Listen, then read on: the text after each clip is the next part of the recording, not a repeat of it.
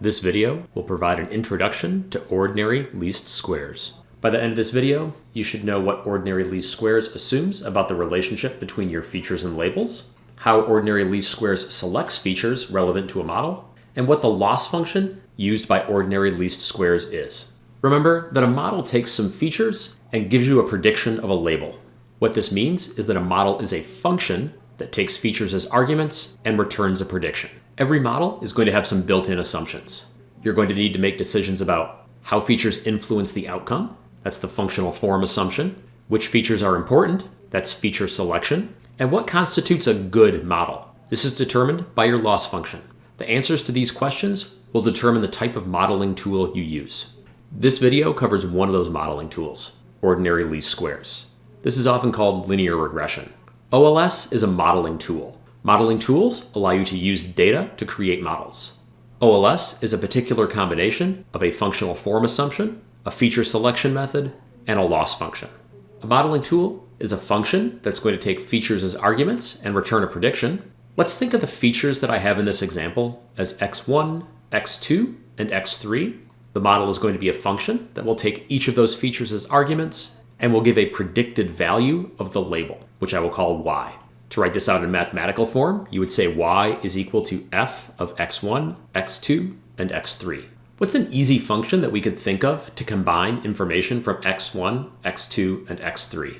You could think about a linear function. In this case, I'm just adding up x1, x2, and x3. This implies a very specific relationship between the features and the predicted label, in that y is just a sum of the value of each of the features. We might like a little bit more flexibility than that. We could take each of those features, x1, x2, and x3, and multiply them by some constant that I'll call b1, b2, and b3. If I get to choose the values of b1, b2, and b3, this gives me more flexibility in how I am predicting values of y using the features x1, x2, and x3. As one last piece of flexibility, if x1, x2, and x3 were all 0, my predicted value of y would be 0, regardless of what those b's are. I'll add an additional term, b0, which is like the intercept of a linear function. This will be the value of y if each of the x's are 0. This formulation of how those features, x1, x2, and x3, influence the label y is a linear model. b0, 1, 2, and 3 are parameters that your modeling tool is going to estimate. As an additional component, the error is the prediction error of your model. It's the difference between the actual value of the label and the value that your model predicts. This linear specification is a functional form assumption. It is the assumption of the relationship between your features and labels. The linear model is just one of many possible functional form assumptions. Any model that uses this type of functional form assumption is called a linear model. Linear models are always a sum of terms, where each term is either a feature or a function or combination of features, and each of those terms is multiplied by a single parameter of which your modeling tool will determine the value. In this case, the b's are the parameters on each term. Ordinary least squares is a linear model. It's going to assume this exact type of relationship between features and labels. A linear model doesn't require that your label is a linear function of each feature. You can create new terms that are powers or interactions of other features. So in this example that I have here, I've added 2 new terms to this model. The fourth term is just the product of feature 1 and feature 2, again with its own parameter b4. And the fifth term is just feature 3 squared, again with its own parameter b5.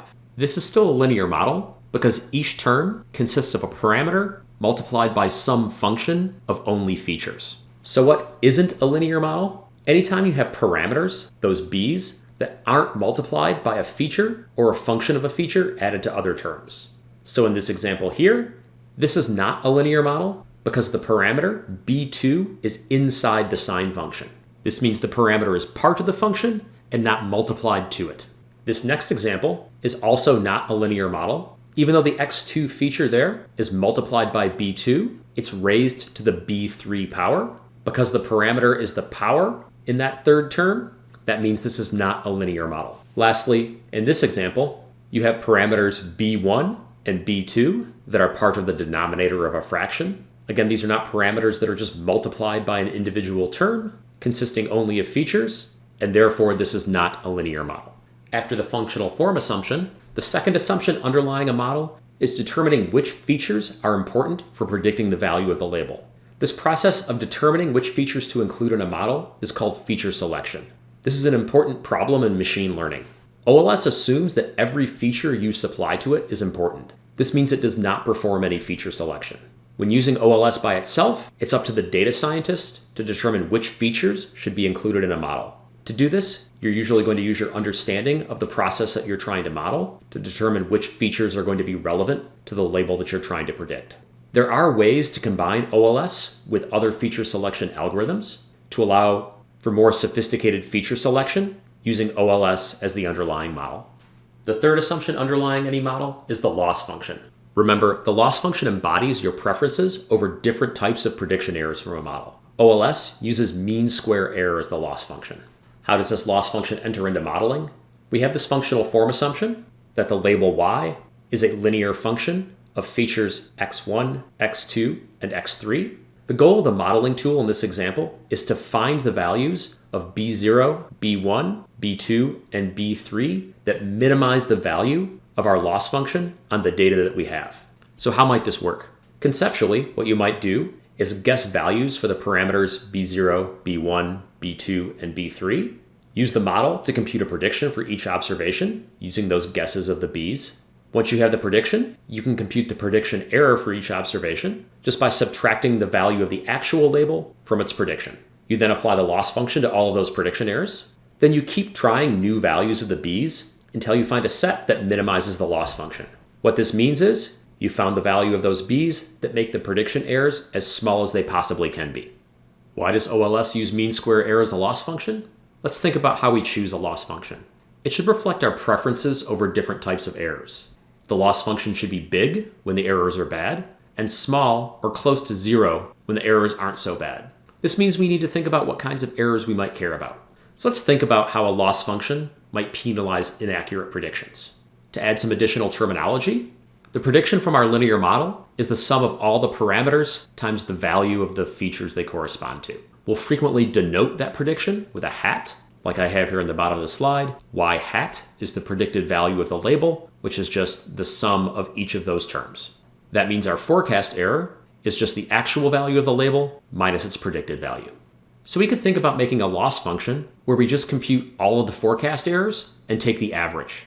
This would be the average error. We're just going to sum up over every observation in our data. We know the true value of the label. We're going to subtract our prediction.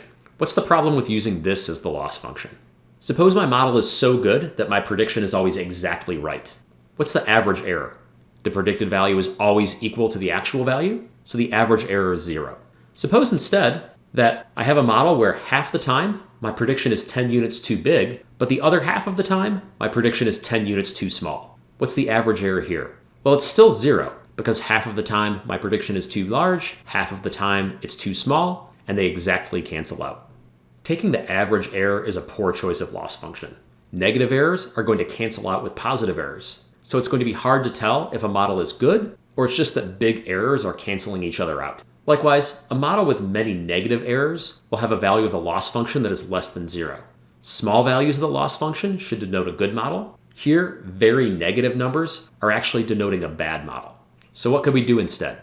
As an alternative, we could take the average of the squared prediction errors. This is called the mean square error, and all it is the value of each label minus its predicted value, squared, and then we take the average of all of those.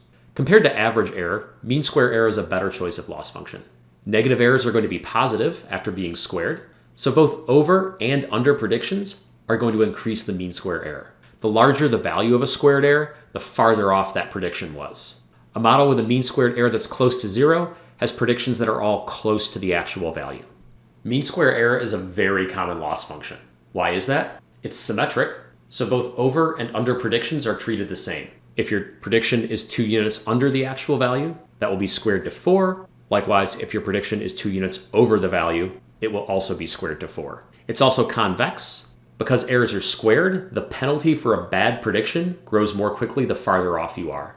If you have an error of 1, you square that, that's equal to 1. An error of 2 squared is 4. An error of 3 squared is 9, and so on. Really, mean square error is used as a loss function so often because it has other nice mathematical and statistical properties. In fact, this is what makes OLS a very common modeling tool.